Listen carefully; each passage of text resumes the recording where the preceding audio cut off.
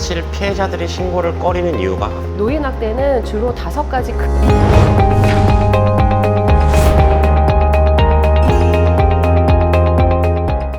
네, 안녕하세요. 노원 시니어 유튜브 백세 청춘! 오늘은 노원 경찰서 여성 청소년과 박성찬 경사님과 권나경 경사님 그리고 노원 어르신 상담센터 이선영 주무관과 함께 노인 학대 예방 이야기를 해보려고 합니다. 더 이상 외면하면 안 되는 이야기, 노인 학대의 종류와 대처법 등을 알려드리는 알찬 시간이 될 테니까 집중해 주세요. 일단 세 분 소개 부탁드리겠습니다. 안녕하세요. 노원구 어르신들의 마음의 쉼터 노원 어르신 상담센터 이선영입니다. 반갑습니다. 안녕하세요. 저희는 노원 구민의 안전을 지키는 노원경찰서 여성청소년과 권나경 경장, 박성찬 경사입니다. 세 분이 어떻게 함께 출연하게 되셨나요? 일반적으로 심리상담 전문센터와 경찰서 참 어울리지 않는 조합이라 생각되는데 어떻게 출연하셨는지 궁금합니다. 네, 먼저 저희가 하는 일을 소개드리자면 저희는 학대 예방 경찰관입니다.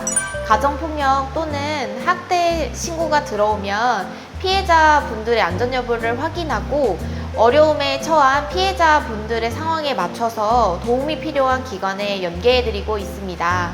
가족 간의 문제는 단순한 처벌만으로 해결되기 어려운 경우가 굉장히 많습니다. 그래서 처벌보다는 갈등을 미리 예방하고 재발을 막기 위해 신고의 원인이 되는 개인 또는 가정 내 건강 문제 혹은 심리적 문제 등 관련 상담이 가능한 노원 어르신 상담센터 위기 어르신 안전망에 저희가 의뢰를 하게 되었습니다. 네, 경찰서에서 학대 피해를 겪은 어르신들이 동의하시는 경우에 저희 전문 상담가 선생님들이 댁이나 아니면 거주지 근처에서 전문 심리 상담을 진행하게 됩니다. 일주일에 한 번씩 총 10주가 진행되는데요. 그 10주라는 시간이 2-3달 걸리는 동안 어르신들이 예전의 안정적인 생활로 돌아갈 수 있도록 저희는 지원하고 있습니다. 아, 그렇게 노원 경찰서와 노원 어르신 상담센터가 협업으로 학대 피해 어르신들을 만나고 계셨군요. 노원구의 노인 학대 피해는 많이 일어나고 있는 편인가요? 네, 안타깝게도 노원구에서는 대략 24년 기준으로 한 달 평균 약 12건의 노인 학대가 발생하고 있습니다. 주요 신고된 사례들로는 신체적 학대, 폭언과 경제적 학대 등이 있었습니다. 노인 학대라고 하면 신체적인 학대만 생각을 했었는데 협박이나 폭언도 이제 학대로 볼 수 있군요. 다른 사례들도 있을까요? 네, 노인 학대는 주로 5가지 크게 유형으로 분류되고 있습니다. 신체적 학대는 때리거나 밀치는 행위 등 신체적으로 고통을 주거나 항의를 입히는 행위입니다. 두 번째로 정서적 학대도 많이 일어나고 있는데요.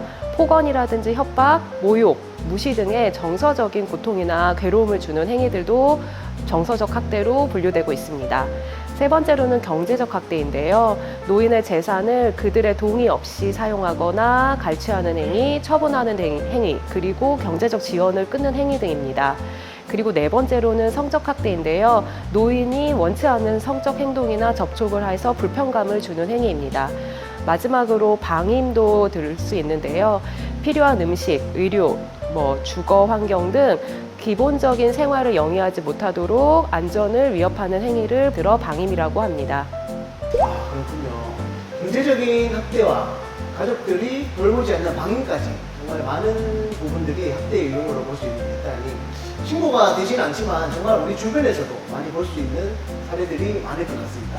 그럼 그 사례들을 예를 좀 들어주시겠어요? 노인학대 사례는 보통 배우자 또는 자녀에 의해 이루어지는 경우가 굉장히 많습니다. 3가지의 사례에 대해서 간략하게 말씀드릴게요. 그중 첫 번째 사례는 40세 아들과 80세 노모의 2인 가구 사례입니다. 무직인 알코올 중독자 40세 아들이 노모에게 용돈을 달라고 하였지만 노모가 용돈을 주지 않아 그 아들이 노모를 폭행한 사례가 있었고요.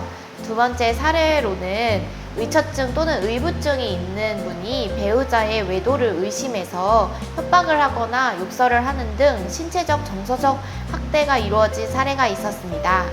그 외에도 집에서 가족들이 언어 폭력을 하거나 치료가 필요할 정도로 아프신데도 병원에 모시고 가지 않아 신고가 된 사례가 있었습니다. 그렇군요.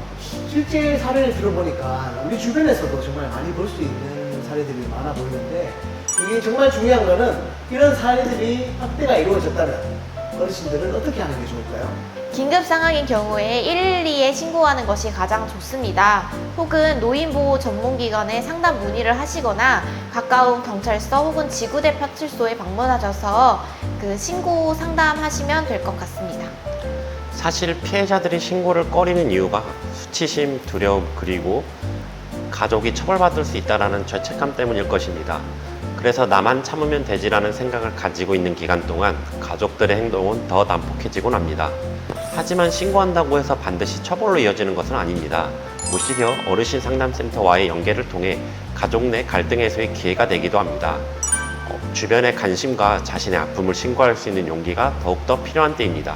주저하지 말고 112로 신고하세요. 가장 중요한 것은 노인 학대 예방인 것 같은데 어떤 방법들이 있을까요? 노인학대 예방을 위해서는 어르신들을 독립적인 인간으로 존중하고 그들의 경험과 지혜를 존경하는 사회적 인식이 가장 필요합니다. 또한 어르신들이 겪는 신체적인 질병, 또 경제적인 어려움 등을 사회가 같이 분담할 수 있는 사회적 여건도 마련되어야 할 것입니다. 사실 어르신들은 이 시대의 어른으로서 저희보다 한 발짝 먼저 살아오셨는데요. 그분들이 안전하게 살아갈 수 있도록 노인학대에 대한 민감성이 높아져야 할 시기라고 보여집니다. 오늘은 노원구 어르신들께 노인 학대에 대해서 알려드릴 수 있는 뜻깊은 시간이었습니다. 우리의 노인 학대에 대한 작은 용기가 한 사람의 인생을 바꿀 수 있습니다. 어르신들이 좀 더 안전하고 존엄하게 살 수 있는 사회를 함께 만들어 갔으면 좋겠습니다. 그럼 함께 마무리해 볼까요? 노원경찰서와 노원 어르신 상담센터는 항상 어르신 곁에 있습니다. 학대가 의심되면 112로 신고하세요. 저희가 함께합니다. 함께합니다.